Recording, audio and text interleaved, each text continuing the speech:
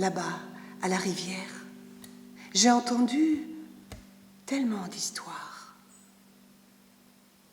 Les facilières de la nuit, les lavandières, qui étendent leurs sortilèges de brume sur la rivière. On dit que, quelquefois, elles capturent les rêves des hommes et des femmes dans la vallée. Étrange histoire. Mais avec les légendes, tout est possible, n'est-ce pas ?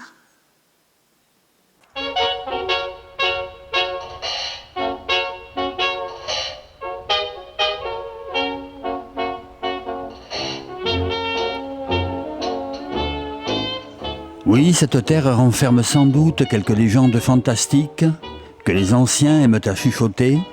Faut-il encore se souvenir, avoir de la mémoire ? Le métier de forgeron doit souvent être accompagné de passion, parce que si on n'est pas passionné, ça peut vite être ingrat. Mais la passion est quelque chose qui ennoblit l'homme. Et comme disait la Catinou, per plat gustar un plaisir ou qu'elle partagea. Pour bien goûter un plaisir, il faut le partager. Et une passion partagée avec sincérité, elle s'ennoblit et elle se grandit tous les jours. Il y a souvent une complicité entre les tailleurs de pierre et puis les forgerons qui leur procurent des outils spécifiques pour pouvoir dialoguer avec cette matière qu'est la pierre et qui est assez dure mais qui peut être aussi quelquefois très significative de passion. On a une particularité dans ce pays cordais, c'est qu'on a plusieurs bassins de pierre en réalité. Là, à Salles, on a des grès rouges, des grès ocre, donc dorés, qui ont une très bonne tenue au gel, qui ont une très bonne tenue à l'humidité. Dès qu'on va sur corde, on a une pierre qu'on appelle la dolomie. La dolomie, c'est apparenté au marbre. C'est une pierre qui est vraiment très dure, qui résiste très très bien au gel et qui a des très grosses résistances à la compression, qui a été utilisée pour les remparts de Cordes et pour les grandes maisons, les très grandes maisons cordaises. Et surtout à Cordes, on a un très beau calcaire doré. Et ce calcaire doré, il a été utilisé pour les portes fortifiées, pour les remparts, de manière à ce que la cité se voie de loin, quelque part en imposait. Ça faisait qu'on voyait de loin cette cité médiévale. Et ici, dans le Tarn, on a le Massif central d'un côté, les Pyrénées de l'autre, qui petit à petit ont contribué à la formation de toutes ces pierres, avec ces érosions pendant des millions et des millions d'années. Et donc ça a donné des bassins géologiques un peu hétéroclites, sachant en plus que pas si loin d'ici, on a le Sidobre. Et là, on a du granit. Et au-dessus du plateau, au-dessus d'ici, on a aussi Virac. Et là, on a de la pierre blanche. On a de la pierre blanche. Et ce qui est assez étonnant, c'est qu'en se déplaçant tout près à Gaillac, on est dans un pays de briques. On a de la brique cuite, on a de la brique crue. Et ça nous donne un bassin géologique assez incroyable.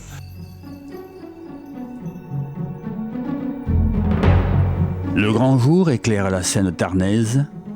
L'aube pointe par juxtaposition picturale. On peut alors tout voir à son aise. Les lignes courbes ou pas se côtoient. Quelques chemins passants se brisent pour n'être plus que sillons du vent. Nous pouvons alors observer le silence, complice et souverain. Il ignore les artifices. Seule une innocente brise nous compte le temps. Au-dessus de nos têtes s'élève une fumée annonciatrice d'arômes. Elle se mêle au craquement de braises salvatrices. Les pierres et les heures chanteraient-elles encore ? C'est du vrai pain au levain, parce que quelquefois les boulangers ils disent pain au levain. Effectivement, ils font un levain mais avec de la levure. Tandis que là, il n'y a pas du tout de levure. On pourrait faire et la levure artificielle, c'est pas mauvais, parce que c'est fait à base de bière. Pour la petite histoire, les Hébreux, tout à fait par hasard, découvrent qu'en laissant de côté un peu de pâte et en l'utilisant quelques heures plus tard, on obtenait une galette plus légère qui gonfle à la cuisson. Ils venaient d'inventer le pain levé, pain au levain. Avant d'enfourner, le boulanger incise le pâton en donnant des petits coups de lame sur le dessus. C'est aussi raconter le quotidien de tout un chacun. Tant d'évocations liées à cet aliment. Le pain posé à l'envers était destiné au bourreau. Ne trace-t-on pas une croix sur le dessous du pain avant de le couper? Ah oui, pizza. Pourquoi vous faites pas des pizzas? On pourrait en faire, mais j'ai pas de place. Le bon pain doit avoir une croûte craquante, bien dorée et sonore quand on la frappe avec le doigt. Mais que ne pourrait-on dire sur le pain? Voilà, bravo Baptiste, bravo. Bon, ça marche. En avant, en arrière. Je vais revenir, je vais faire droit. Alors on peut faire plusieurs morceaux. Là, on voit bien comment il a monté. Hein, vous voyez les trous? Hein?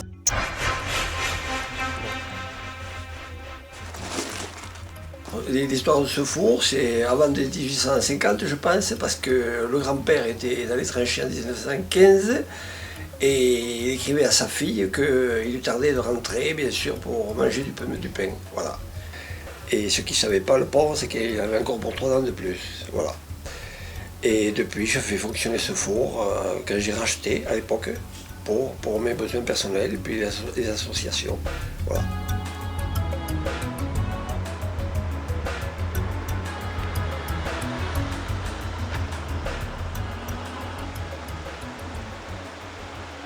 Surplombant le village, une hardiesse guerrière nous inflige un sentiment de respect qui semble côtoyer allègrement le tragique.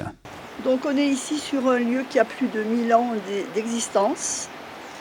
Donc au début c'était des petits fortins de défense et ensuite on a édifié un château qui faisait partie donc de la baronnie de la Guépie et qui a été détruit lors de la croisade des Albigeois par Simon de Montfort.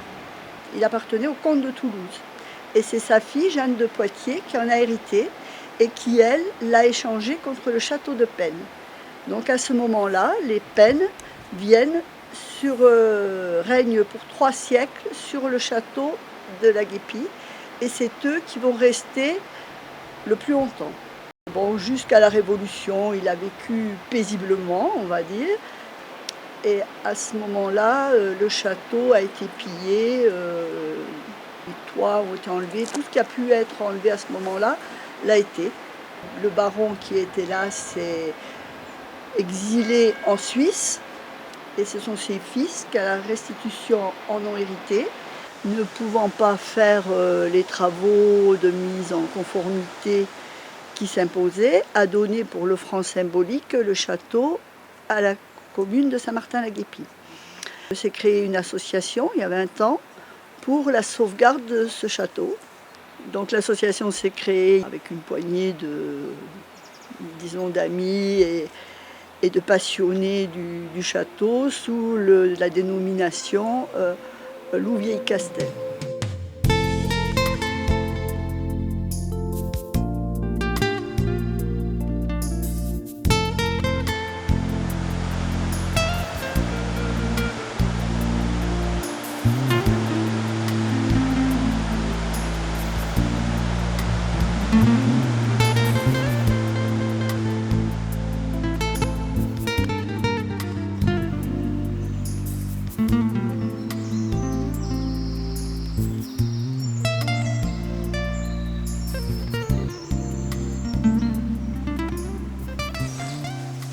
Quand le temps viendra, prends un peu de terre dans ta main.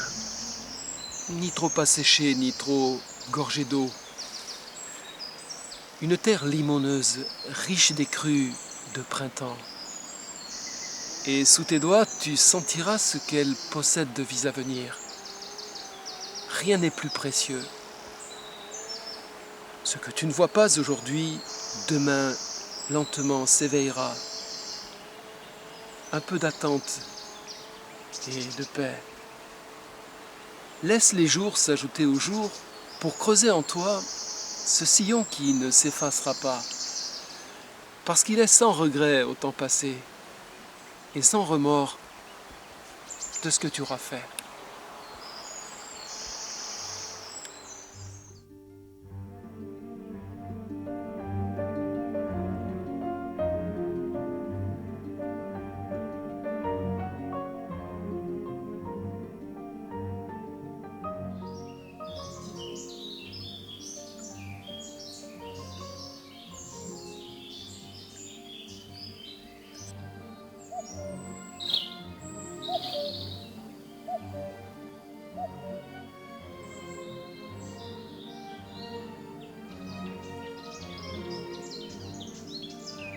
Odeur et couleur se respirent. L'herbe dort tout au long du chemin. Ce conteur d'espérance et de fatigue qui n'est que l'écorce du pays dans le murmure des ombres est aussi porteur de conseils, et c'est peut-être là, sur ces sentiers pèlerins, que naît l'espoir. Une voix s'élève au cœur et nous dit « Musardez entre chênes et fougères, alors que le sentier s'enveloppe de mystère. Les nuages galopent vers le crépuscule, apaisant ainsi le travail de la terre et le plaisir des hommes. N'ignorons pas qu'ils sont la musique de notre histoire et sans doute l'épigraphe mystique de notre aventure. Évitons d'aimer les choses une fois disparues. »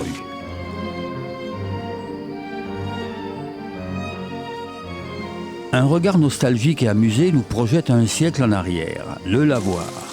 C'était la vie des femmes qui s'y rendaient pour accomplir une lessive, mais aussi pour échanger histoire et ragots. Facebook remplit allègrement ce rôle à présent. Ce lieu possédait malgré tout une importante fonction sociale. Il constituait un lien où les femmes pouvaient se réunir et discuter.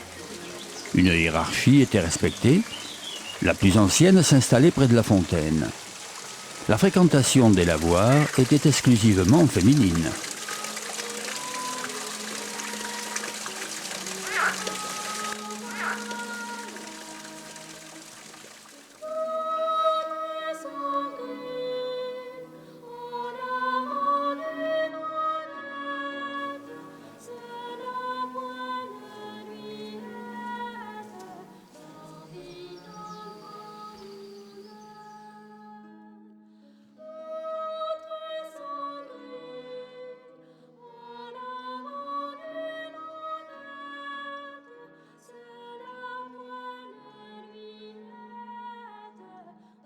Perché tel un observateur, le château de la Prune semble nous épier. Non loin de là, une stèle. Sa présence nous rappelle le maquis des Corfrancs de Vendôme. Un lieu qui évoque la lutte armée, que la terre tarnaise garde en elle. À ses pieds, un domaine à découvrir.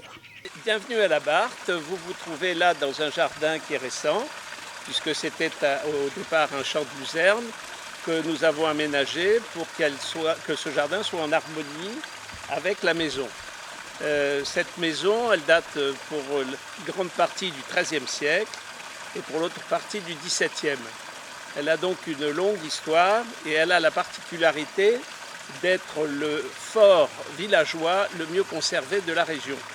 Alors qu'est-ce qu'un fort villageois ?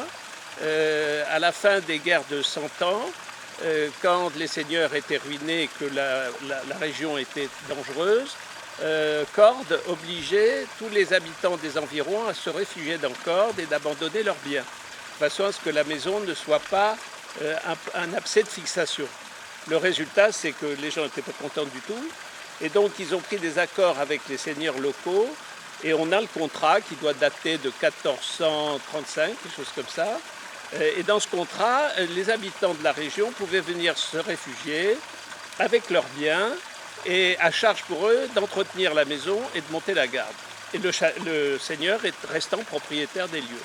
Alors voilà comment ça s'est déroulé pendant longtemps, jusqu'au début du XVIIe, où la maison forte devient le château des La Prune, une famille importante dont un des La Prune a été un des chefs de la prise de Saint-Antonin avec Louis XIII.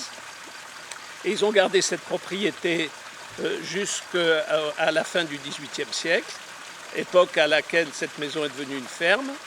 Et nous l'avons rachetée dans un triste état en 1991.